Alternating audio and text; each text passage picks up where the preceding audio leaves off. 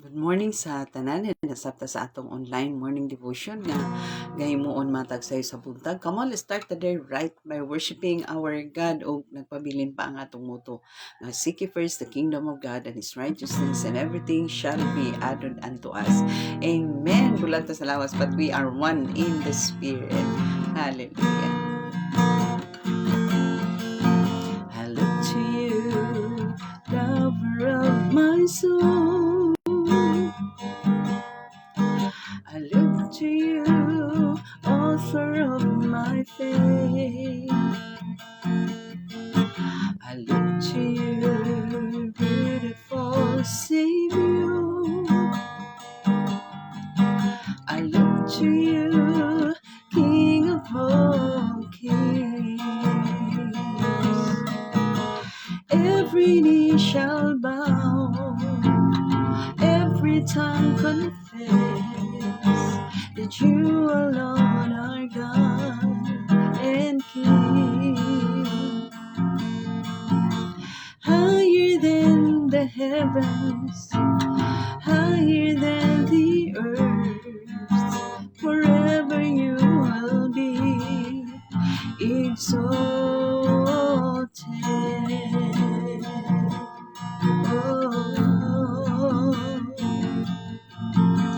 In your name, strength and power overcomes. In your name, joy and peace overflows. In your name, heaven's home treasure. In your name, forever be secure. Every knee shall bow, every tongue confess that you alone are God and King. Higher than the heavens, higher than the earth, forever you will be exalted.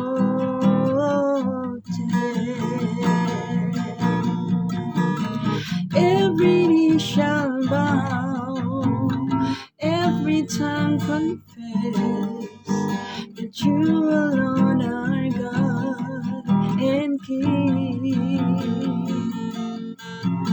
Higher than the heavens, higher than the earth, forever you will be, forever you will be, forever you will be, forever you will be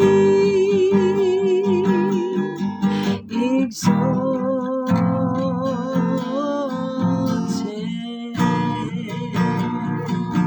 Oh God, hallelujah. Oh, we give you praise, we give you glory, oh God.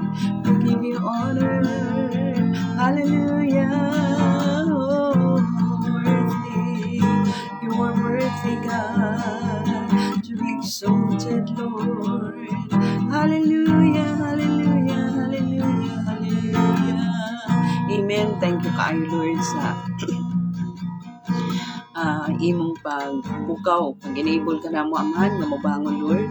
Salamat bisan pa sa kalidad, malinaw, hinanaw kang katulog nga imong gi-provide kanamo tibok gabi.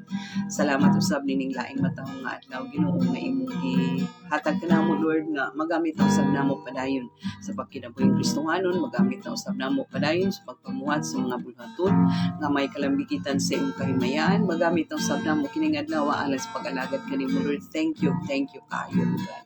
Nalaygon ka yun, Lord. Bisan pa, thank you sa iyong pagbukaw sa mga kaigsunan, ining sa kabuntagon, Lord. Thank you kaayo, Lord, sa kusog, katapos, Ginoong imong i-provide ka namong tanan. Nalaygon ka yun, Lord, sa walay katapusan naman. Nawata ang among mga pagpasalamat, Lord, mga pagday, mga pagkimaya, Ginoo, kay ikaw lamang ngayon, mudawat nining tanan, pinaagis ka man, ng ngalan Ginoong Kristo, nga among Ginoong maluluwas. Amen! Hallelujah! So, padayon ta karon, no? Naana ta karon sa book of atong tiwason ang Book of Malakay, no, kay ang Book of Malakay 4 chapters raman. No, so kay 4 chapters na nata sa ikaupat karon unya mahuman na dayon ta sa Book of Malakay. Kay nahitabo man ni nga na series nato og kutlo no ang mga highlight lang sa kada chapter, highlight lang sa highlight ang atong gakwaon gakutloon. So dinhi karon sa chapter 4 highlight gyapon ang atong kutloon dinhi no. Una sa tanan akong basahon sa Bisaya ang chapter 4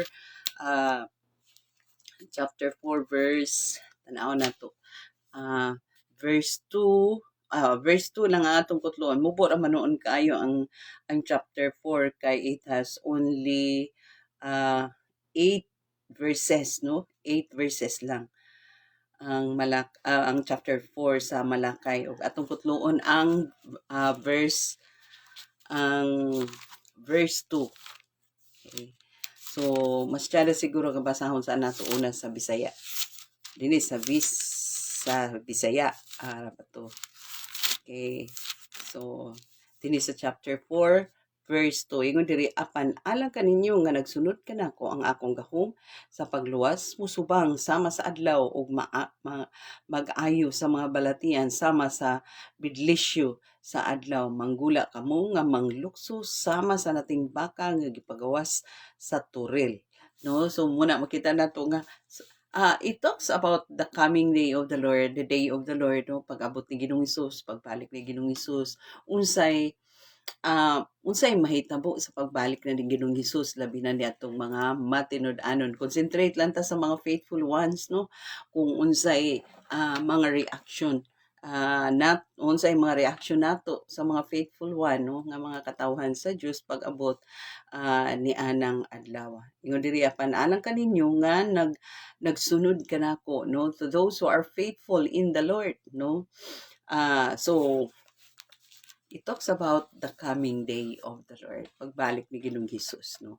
So makita nato dinhi nga una makita nato nga naghisgot man is pagbalik ni Ginoong Hesus unya ang sun kining adlaw gi-compare kang Ginoong Hesus no.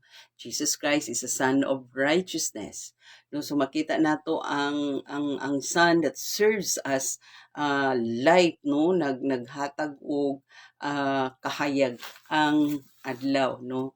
So just as the sun drives away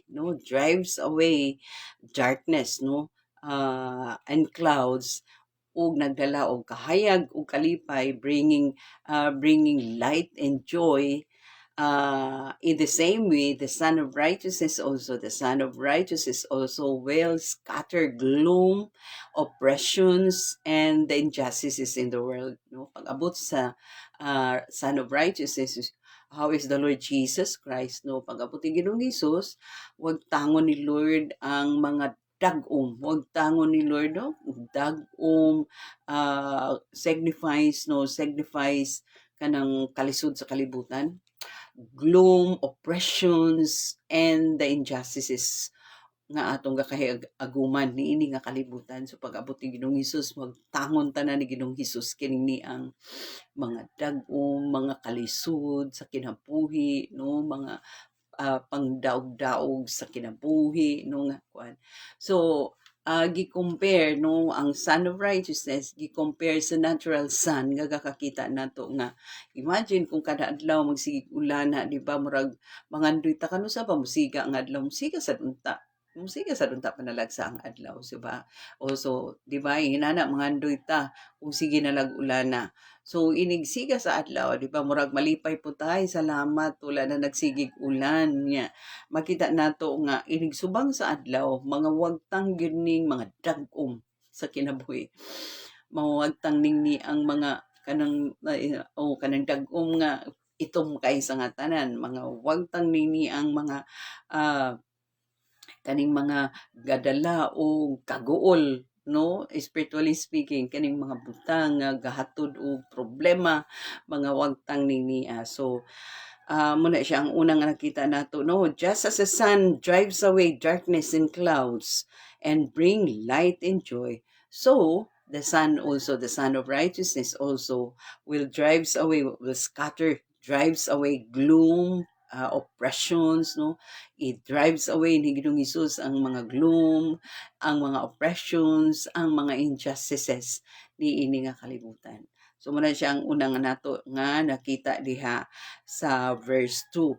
So and then ang ikaduha nga nakita nato is this righteousness, this Son of Righteousness or the Lord Jesus Christ uh, uh, nga nagdala og kahayag, no? Si Ginoong Hesus nga nagdala og kahayag, gidala po niya, no? Uban kaniya gidala niya ang aside sa adlaw nga gidala niya the Son of Righteousness, gidala usab niya ang judgment to the evildoers, no?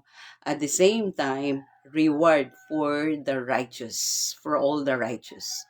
So duha ang iyang ginala. Pag-abot niya, magdala siya sa judgment to those evildoers, and at the same time, magdala sab siya og reward, ganti alang ni atong mga matinud-anon, no? He will bring with him, no, with the Son of Righteousness came or comes, he will bring with him judgment to the evildoers, and at the same time reward to the righteous or to the faithful ones, no? So ingon ana di ay, no?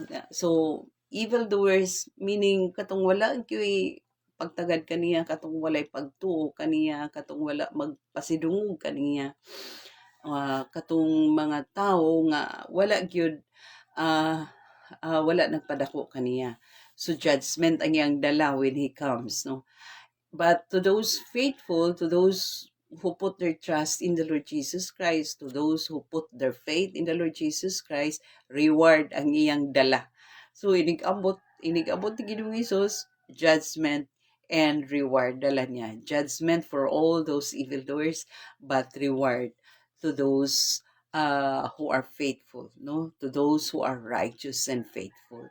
So munang duha ka butang nga atong nakita diri sa verse 2 nga kinahanglan ma-reminded gyud ta, no? Ma-reminded gyud ta nga when the Lord Jesus Christ comes, He will bring judgment to the evildoers, and he will bring reward to the righteous and faithful, no? So muna siya ang ikaduha nga nakita nato. So duha ka butang ang atong nakita diri sa verse 2, no? Una, utrohon ako, no?